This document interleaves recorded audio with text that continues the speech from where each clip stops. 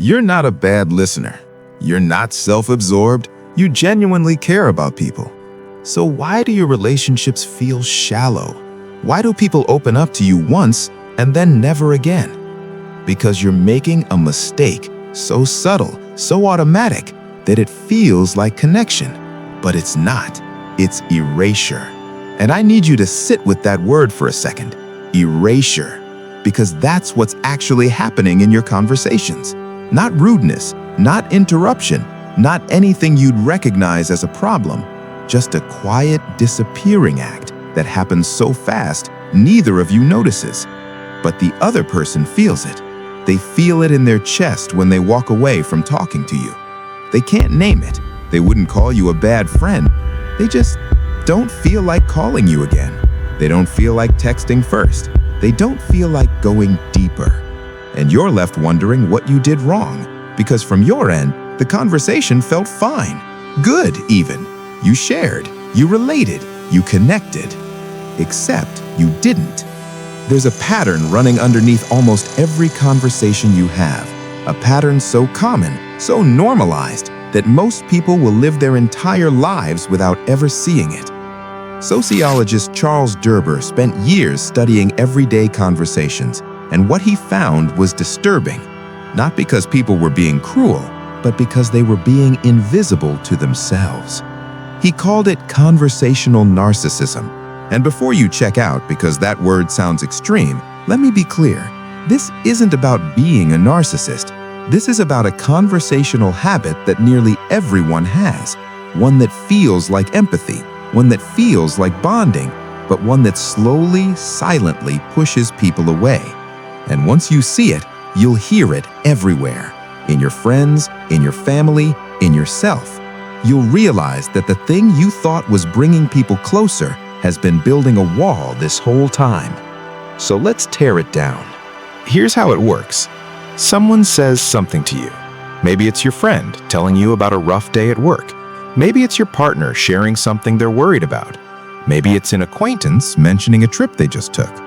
And in that moment, you have two options, two directions you can take the conversation. Derber called them the shift response and the support response. Let me show you what they look like. Your friend says, "I've been so exhausted lately. Work has been insane." A shift response sounds like this. "Oh man, same. I've been slammed. My boss has been on me about this project and I'm barely sleeping." A support response sounds like this. "That sounds rough. What's been going on?" Do you feel the difference? In the first response, the spotlight moved. It was on your friend, now it's on you. You took their experience and used it as a doorway into your own. And here's the thing, you didn't do it to be selfish. You did it because you thought you were relating. You thought that by sharing your own experience, you were saying, "I understand. I've been there too. You're not alone." But that's not what they heard. What they heard was, "Your thing doesn't matter as much as my thing." What they felt was, "I just got cut off." What they experienced was, "I opened a door and it got closed." The support response keeps the door open. It says, "I'm here. Tell me more. This is your moment." And that difference, that tiny, almost imperceptible fork in the road, determines whether people feel seen by you or slowly start to disappear from your life. Let me give you another example. Someone tells you they've been thinking about going back to school. Shift response, "I thought about that too, but honestly, the cost just doesn't seem worth it anymore." Support response, "What's making you think about it now?" One redirects, one deepens. Someone shares that they've been feeling disconnected from their partner. Shift response, "Relationships are hard. I went through something similar last year." Support response, "How long have you been feeling that way?" One centers you, one stays with them. And here's what makes this so tricky. The shift response isn't wrong. It's not evil. In isolation, it's a normal part of conversation. We share, we relate, we go back and forth. That's how dialogue works. But Derber found that most people shift almost every time. The ratio is completely lopsided. We don't even realize we're doing it because it feels natural. It feels like how conversations are supposed to go. And because the other person shifts too, we never notice that nobody is actually being heard. Two people talking, nobody listening, both walking away feeling a little more alone than before. And the worst part? The more you care, the more you do it, because your instinct is to relate, to show them you've been there, to prove you understand. But understanding isn't proved by sharing your story. It's proved by staying in theirs. So why does this happen? Why is the shift response so automatic? Part of it is social conditioning. From a young age, we're taught that conversations are exchanges. You share, I share. You give, I give. It's a transaction. And in that model, holding space for someone without offering something back feels incomplete. It feels like you're not participating. So when someone shares something vulnerable, your brain scrambles for something to contribute. And the fastest thing you can grab is your own experience, your own story, your own version of what they're going through. It's not selfishness, it's panic.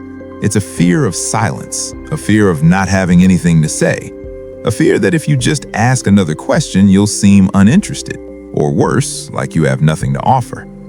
But there's a deeper reason too. Most of us were never taught that attention is a gift. We don't realize that staying curious about someone else's experience without inserting ourselves is one of the most generous things we can do. We think value comes from what we add, but sometimes the most valuable thing you can do is simply stay. There's also an emotional component. When someone shares something difficult, it can trigger discomfort in us. We don't always know what to say. We feel the weight of their pain and we want to fix it or escape it. And one of the fastest ways to escape someone else's emotional experience is to redirect to your own. It's unconscious, it's protective, but it leaves the other person holding their pain alone. And then there's the identity piece. For some people, the shift response is tied to how they see themselves in relationships. They're the advice giver, the problem solver, the one who always has a story. Their value in their own mind comes from what they contribute. So staying quiet, staying curious, feels like disappearing. But here's the irony. In trying not to disappear, they make the other person disappear instead. This is why conversational narcissism isn't really about ego. It's about anxiety. It's about a deep, unexamined belief that your presence in a conversation has to be earned, that you have to keep proving you belong there. But you don't. You belong there by being there, fully, without performance, without redirection, just there. Now, here's the hard part. Recognizing this in yourself. Because the shift response doesn't feel like a problem when you're doing it. It feels like connection. It feels like the right thing to say. And because the other person usually keeps talking anyway, you never get the feedback that something went wrong. But there are signs. Think about your last few meaningful conversations. Not small talk, real ones. How many of your responses started with I or me or my? How many times did you finish someone else's thought with your own version of it? How many times did you wait for them to stop talking so you could say the thing you were already thinking? If you're honest, probably more than you realized. Another sign. People tell you things once and don't go deeper. They share something personal, you respond, and then the conversation moves on. It doesn't linger. It doesn't open up. You think it's because they didn't want to talk about it. But maybe it's because your response didn't make it safe to continue. Here's a subtle one. You often feel like you're doing the emotional labor in your friendships, like you're the one keeping things going, the one reaching out, the one trying to connect. But maybe, and I say this gently, maybe people aren't investing because they don't feel invested in. Maybe the labor you're doing isn't landing because it's not the kind of labor they actually need. And the most painful sign of all, you feel lonely, even though you're constantly around people. You have friends, you have conversations, but something is missing. Some invisible barrier keeps real intimacy at arm's length. That barrier might be you. Not because you're broken, but because you've been using connection strategies that don't actually create connection. And here's the thing. You didn't choose this. It was handed to you. by parents who did the same thing, by a culture that values talking over listening, by a social world that rewards the loudest voice in the room. But now you see it, and once you see it, you can't unsee it. The question is, what do you do next? The alternative to the shift response isn't silence. It's not nodding blankly while someone talks. It's not pretending you have no experiences of your own. The alternative is what Derber called the support response, and it's simpler than you think. A support response keeps the focus on the other person. It invites them to go deeper. It says, "I'm not going anywhere. Keep going." It sounds like, "What was that like for you?" It sounds like, "How long has that been going on?" It sounds like, "What do you think you're gonna do?" It sounds like, "That makes sense. Tell me more." Notice what these have in common. They're not about you. They don't redirect. They don't solve. They just open the door wider. And here's what happens when you do this consistently. People start to feel safe with you. They start to go deeper without being asked. They start to trust you with the parts of themselves they usually keep hidden. Because here's the truth about human beings. We don't connect through shared experiences. We connect through feeling felt. And you can't make someone feel felt if you keep pulling the camera back to yourself. Now, this doesn't mean you never share. It doesn't mean your stories don't matter.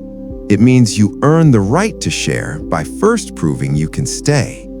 Once someone feels truly heard, once they've gotten to the bottom of what they wanted to say, they'll naturally ask about you. They'll want to know. And when they do, your sharing won't feel like a redirect. It'll feel like a mutual exchange. The order matters. Stay first, share second. If this were easy, everyone would do it. But it's not, and there's a reason.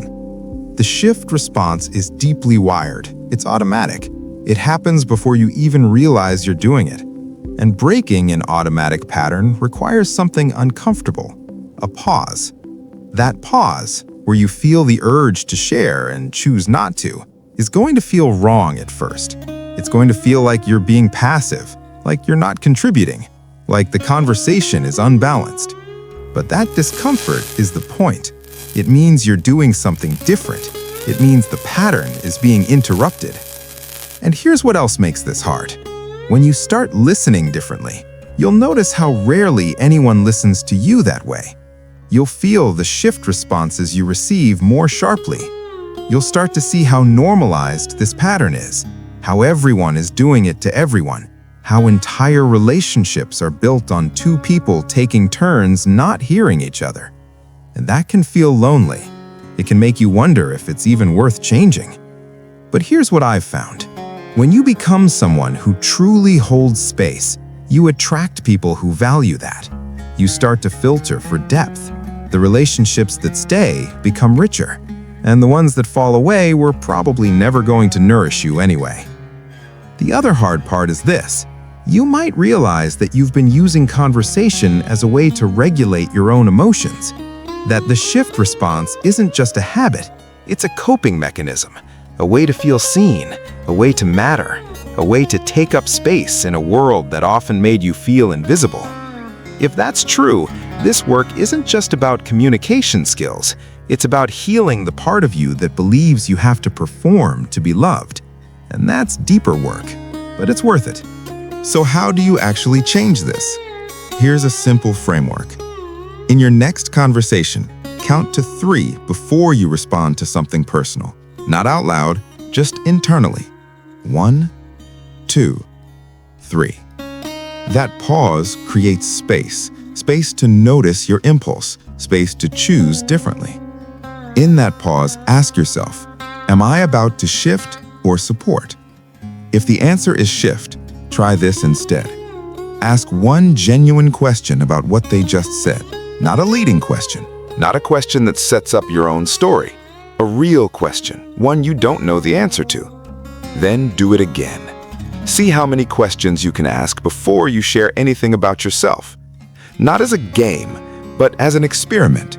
See what happens when you stay with someone longer than you're used to. You'll be surprised. People will tell you things they've never told anyone. They'll look at you differently. They'll say things like, I don't know why I'm telling you this. That's not a coincidence. That's what presence does. And when you do share, try this. Wait until they ask, or wait until there's a natural pause and you feel them shift their attention to you. That's your cue. That's when your story is welcome, not before. This will feel unnatural at first. You'll mess up, you'll catch yourself mid-shift and feel awkward. That's okay. The goal isn't perfection. The goal is awareness. Once you see it, you can work with it. Once it's conscious, it's no longer running your relationships from the shadows. And over time, something will shift, not just in how people respond to you, but in how you feel in conversations. You'll feel less anxious, less like you have to prove something, more like you can just be there. Because that's what real connection is. It's not two people performing for each other. It's two people being with each other.